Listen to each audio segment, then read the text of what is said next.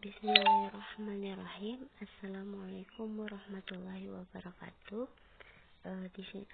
Perkenalkan, nama saya Putri Anissa. Di sini saya ingin mempresentasikan mata kuliah hadis mengenai batas taat pada pemimpin. Di dalam hadis ini saya mengambil dari kitab Lu'lu'al Marjan, hadis riwayat Bukhari, bab hukum-hukum, hadis nomor 1205. Tetapi dalam mentakhrij hadisnya sendiri, saya menggunakan aplikasi Kutubut Tis'ah yang mananya nomor hadisnya berbeda. Di sini di aplikasi terdapat 6611 hadisnya. Terus untuk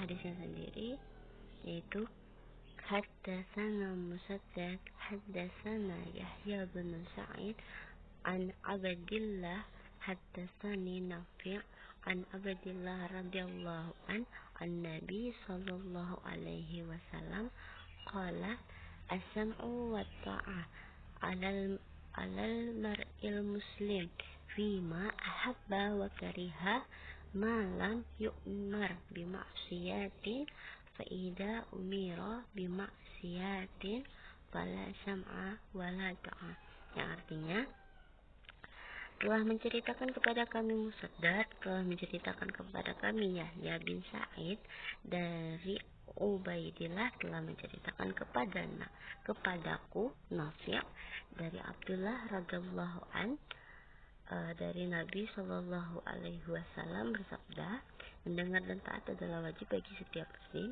baik yang ia sukai maupun yang tidak ia sukai, selama ia tidak diperintahkan melakukan kemaksiatan. Adapun jika ia diperintahkan melakukan maksiat, maka tidak ada hak mendengar dan mentaatinya. Nah, lanjut untuk hadis penguat.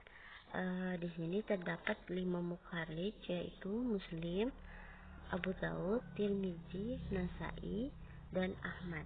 Untuk mukharij Ahmad sendiri itu terdapat 3 bab di dalam pembahasan ini. Pemimpin secara istilah adalah orang yang mampu mempengaruhi serta membujuk pihak lain agar melakukan tindakan pencapaian tujuan bersama, sehingga dengan demikian yang bersangkutan menjadi awal struktur dan pusat proses kelompok.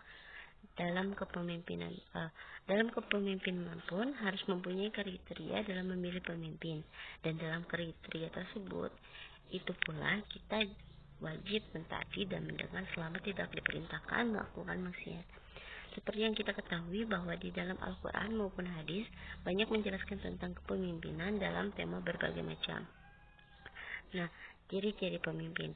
Ciri-ciri pemimpin di sini terdapat 7 poin, yaitu jujur dan bisa dipercaya. Jujur itu yang seperti yang kita ketahui, jujur sebagaimana jujur dalam berbicara, dalam memerintah, dalam berbuat itu harus jujur dan dapat dipercaya. Nah, untuk memberi teladan sebagaimana pemimpin, kita harus bisa memberikan teladan yang baik, beradab, sebagai adab, akhlak, berbicaranya bagaimana, tutur kata yang baik seperti apa, seperti itulah. Nah, terus poin ketiga, mampu berkomunikasi efektif. Nah, untuk berkomunikasi ini kita ambil dari kepala sekolah ya. Kita ambil dari kepala sekolah bagaimana beliau memimpin, bagaimana komunikasi beliau kepada murid-muridnya, kepada staf-staf guru-guru di sekolah tersebut, bagaimana berkomunikasinya dan bagaimana berkomunikasinya dengan partner sekolah lain itu seperti apa. Terus untuk percaya pada orang lain, di sini pemimpin harus bisa percaya bahwa orang yang beliau perintahkan untuk mengerjakan sesuatu itu bisa melakukannya. Seperti itu. Kita anggap saja seperti itu. Bagaimana beliau mempercayakannya, karena tidak ada beberapa pemimpin yang meragukan kinerja anak buahnya dan melakukan pekerjaan itu semuanya sendiri tanpa mau menyuruh orang lain seperti itu. Terus kelima, mau memberi dan meminta maaf. Dan ini nih, yang seperti ini bukan hanya pemimpin saja. Kita sebagai umat muslim memang seharusnya mempunyai kriteria memberi dan meminta maaf dengan tulus, dengan ikhlas seperti itu. Terus poin ketujuh, tetap tenang sewaktu ada masalah. Bukan hanya pemimpin saja, kita sebagai umat muslim, kembali lagi sebagai kita umat muslim, memang setiap ada masalah harus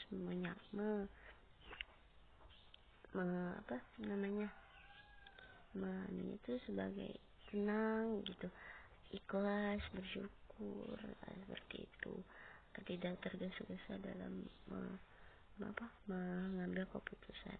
Nah, terus untuk yang terakhir, bertanggung jawab sendiri.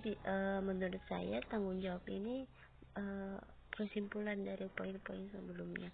Bagaimana keputusan beliau, bagaimana tutur kata beliau, bagaimana keteladanan beliau, bagaimana kepercayaan beliau terhadap orang lain, mampu memberi maaf. Itu semua harus ada tanggung jawabnya, karena sebagai pemimpin harus berani bertanggung jawab dengan apa yang beliau perbuat. Nah, seperti itu.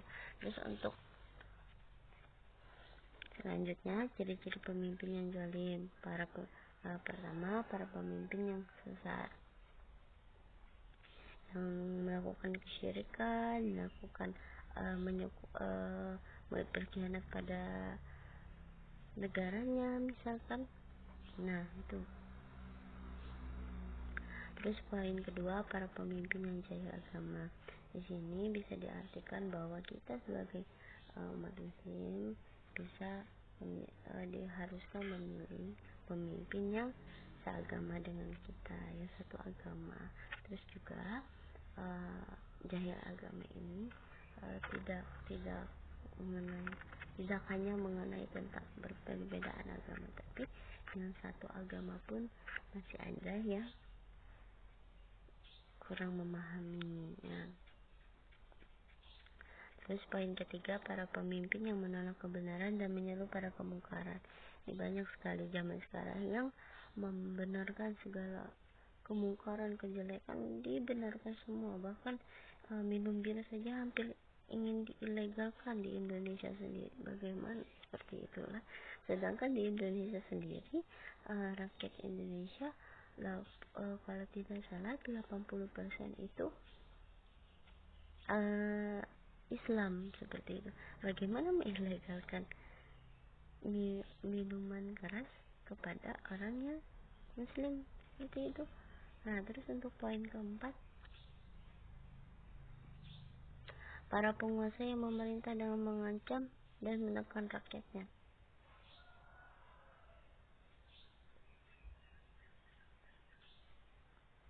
Kita bisa ambil dari flashback ke masa lalu, ke bagian penjajahan, bagaimana penjajahan dulu menekan rakyatnya, mengancam rakyatnya, memerintah rakyatnya, menyiksa rakyatnya, dan mohon maaf, melecehkan seksual segala macam. Itu bukan penguasa yang baik. Nah, kelima, para pemimpin yang mengangkat pembantu orang-orang jahat dan selalu mengakhirkan sholat. Bagaimana yang kita ketahui bahwa sekarang ini saja terlihat sekali bahwa banyak pemimpin-pemimpin yang mengangkat orang-orang yang zalim, orang-orang yang sesat, orang-orang yang jahil agama, menaikkan jabatannya. Sedangkan orang-orang yang miskin, orang-orang yang terlantar, karena itu menjadi semakin tersiksa. Keenam, para pemimpin yang memerintah dengan diktator kejam. Ini bisa kita flashback ke bagian poin ke-4 tadi ya. Terus untuk poin ke-7, para penguasa zindik atau berpura-pura iman. Ini bisa kita flashback ke bagian poin ke-1, ke-2, ke-3, dan ke-5. Nah, terus untuk kedelapan, pemimpin yang banyak menipu rakyatnya. Sebagaimana mestinya, banyak pemimpin yang jika saya terpilih, saya akan menggratiskan beras. Jika saya terpilih, saya akan menggratiskan biaya rumah sakit dan lain-lain. Banyak sekali pemimpin yang seperti itu mengatakan bahwa seperti ini, menipu, berkorupsi segala macam lah, banyak sekali. Terakhir, kesimpulan, sebagai seorang muslim kita harus bijak dalam memilih suatu pemimpin, karena pemimpin baik yang akan mengatur suatu negara agar menjadi negara yang lebih baik. Dan juga jika seorang pemimpin yang mengajak kezaliman, maka dengan tegas kita menolak dan menuntut pemimpin tersebut turun dari masa pemerintahannya. Sekian penjelasan dari saya. Mohon maaf jika ada tutur kata yang kurang baik. Saya sangat menunggu sekali kritik dan saran pada teman-teman dan ibu, khususnya.